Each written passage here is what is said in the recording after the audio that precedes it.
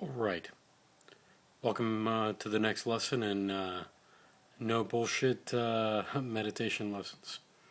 Um, the next thing I want to talk about has to do with essentially something that seems very simple, but something that is glossed over a lot by our minds because we're so used to the way that the culture talks to us, the way that I don't know, just general habitual thinking kind of sends us.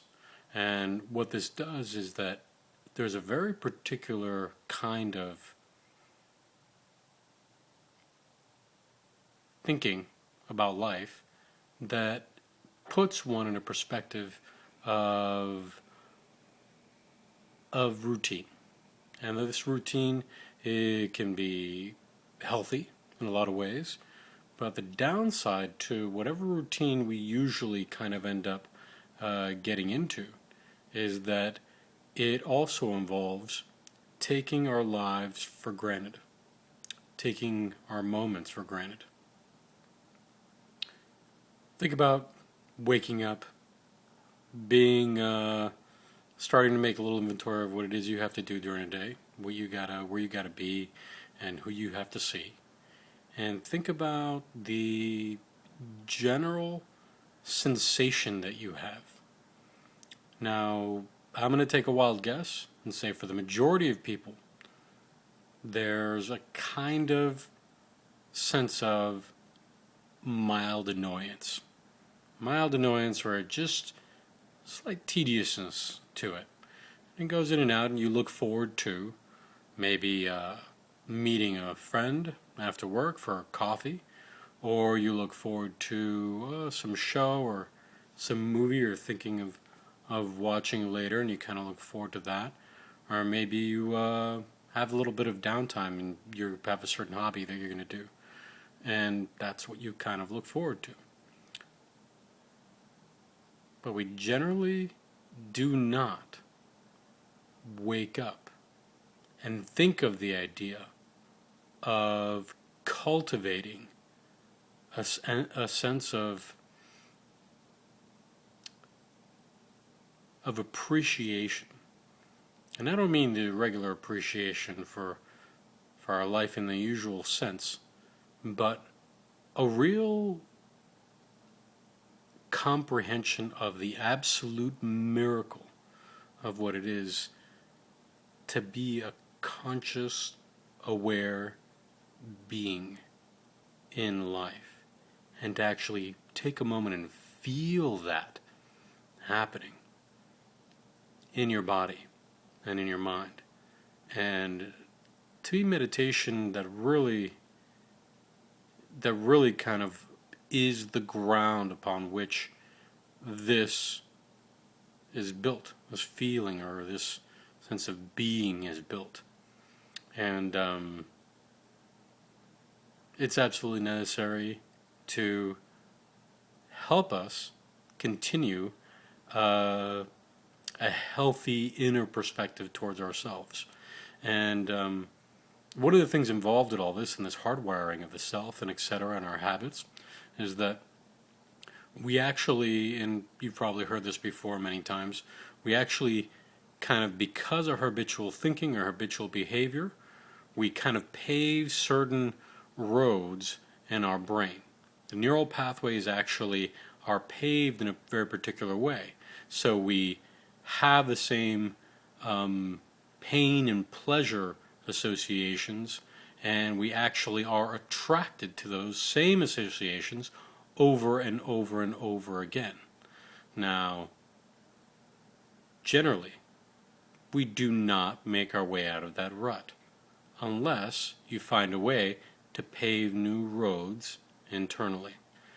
So, we meditate. And how does this do this? Well, recent findings on a neuroplasticity of the brain find that the idea that if you create a certain state of mind internally in the brain, creates different hardwiring in the actual neurons of the brain isn't new it was thought to be a definite possibility, and there was a certain understanding that there was a benefit to having a better outlook on life, and those people live longer. Now, where the neuroplasticity idea comes in, from research based on people with different kind of disorders, brain damage, and their exposure to meditation, is that there is actually a far more remarkable ability in the brain to transform itself and to literally, in a very short period of time, create a completely different internal environment with just the introduction of a few minutes of meditation a day. That being said, what I'm really saying is that no matter where you are internally and how your thinking is and what you're doing, you can transform it completely with just a little bit of mental hygiene, just a little bit of meditation. Now, as far as technique, what I'd like to go ahead and introduce is the idea of internal body awareness in that moment that you wake up and you decide to either brush your teeth and shower up a little or splash a little water in your face and then sit to meditate. When you sit, for however long you do, you want to start by, once again, relaxing the body from the very top of your head down to the very tips of your toes. You can actually follow your breath as you do this and just kind of watch the rise and fall of your breath and feel that you kind of go section by section, relaxing the body. And you observe the breath then rising and falling, just the way you'd observe waves along the beach.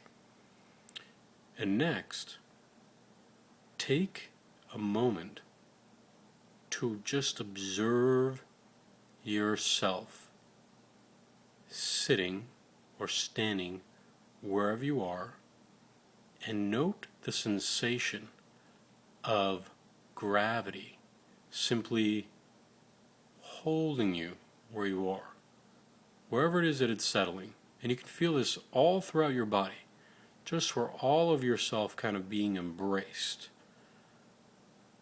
by the ground, by even the air around you. And let yourself just settle into this embrace and just observe it.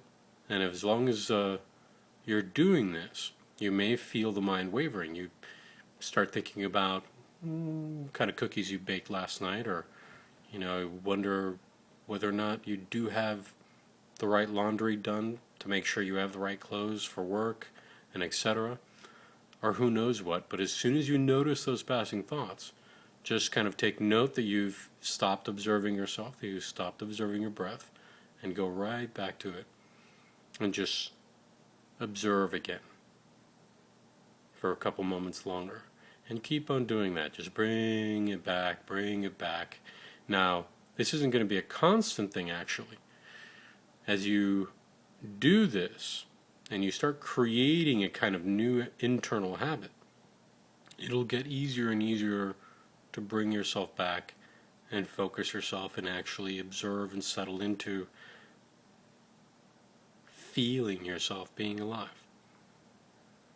And you'll be well on your way to being able to constantly do this kind of observation, especially when you think, when you can see that something is taking you really off kilter, really off base, or off center. There's a lot of talk sometimes about somebody, losing their center of gravity as far as emotionally and this sort of thing. Excuse me. And generally just start to know where that center is more and more. You actually teach yourself where that center is. And that helps a great deal. And I hope you enjoy. Thank you so much.